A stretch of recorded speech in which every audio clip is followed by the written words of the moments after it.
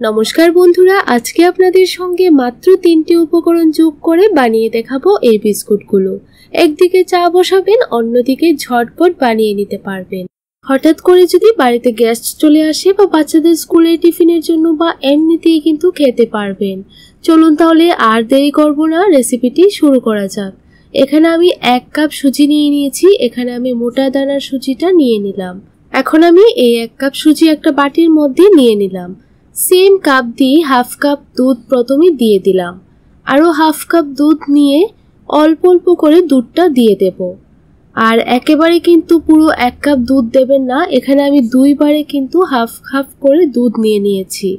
প্রথমে আমি 1/2 কাপ দুধ পুরোটাই দিয়ে দিলাম, তারপর আরও 1/2 কাপ দুধের থেকে আরও অল্প একটু দুধ দিয়ে ভালো করে মিশিয়ে নিয়েছি। এখন আমি দেখুন এখানে কিছু বাদাম ড্রাই রোস্ট করে নিয়েছিলাম। এখন এই বাদামগুলোকে আমুল দস্তার মধ্যে গুঁড়ো করে নিয়েছি। আর দিয়ে দিলাম 2 টেবিল স্পুন সাদা তিল আর 2টো এলাচ একটু গুঁড়ো করে দিয়ে দিলাম। আপনাদের কাছে যদি এলাচের গুঁড়ো থাকে সেই গুঁড়োটাও দিতে পারেন।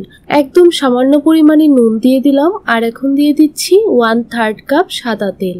আপনারা চাইলে সাদা তেলের পরিবর্তে ঘিও এখানে দিতে পারেন। এখন ভালো করে হাত দিয়ে সবগুলো উপকরণ মেখে নেব। তার আগে দিয়ে দিচ্ছি 4 টেবিল স্পুন চিনি। এখানে আমি চিনি ব্যবহার করেছি, আপনারা চাইলে গুঁড়ো ব্যবহার করতে পারেন বা মধুও ব্যবহার করতে পারেন। হাত দিয়ে ভালো করে মেখে নিলাম।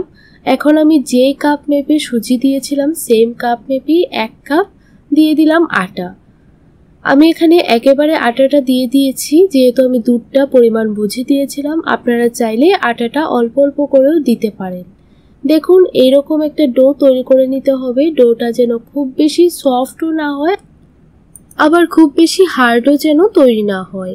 এখন আমি এই ডোটা থেকে ছোট ছোট এইরকম লেচি কেটে নেব।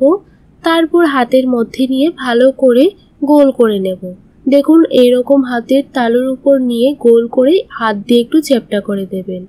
তারপর মাঝখানে আমি একটা বাদামের টুকরো দিয়ে দিচ্ছি, তাহলে দেখতেও সুন্দর লাগবে, খেতেও ভালো লাগবে। একইভাবে আমি বন্ধুরা সবগুলো বিস্কুট তৈরি করে নেব। আর বন্ধুরা এই রেসিপিটা আমার মায়ের থেকে শেখা। আমার মা ছোটবেলায় সেমভাবে আমাদের বিস্কুট তৈরি করে দিত বা এখনও করে, এখনও খেতে ভীষণই ভালো লাগে। বাচ্চাদের স্কুলে টিফিনে আপনারা বানিয়ে দিতে পারেন। এখন এই বিস্কুটগুলো ভাজার জন্য একটা কড়াইয়ের মধ্যে আগে থেকেই তেল গরম করে নিয়েছি। তেলটা খুব বেশি গরম করবেন না, হালকা একটু গরম হলেই বিস্কুটগুলো দিয়ে দেবেন। আর সবগুলো বিস্কুট আমার একসঙ্গে ভাজা যাবে না, তাই আমি অল্প অল্প করে বিস্কুটগুলো ভেজে নেব।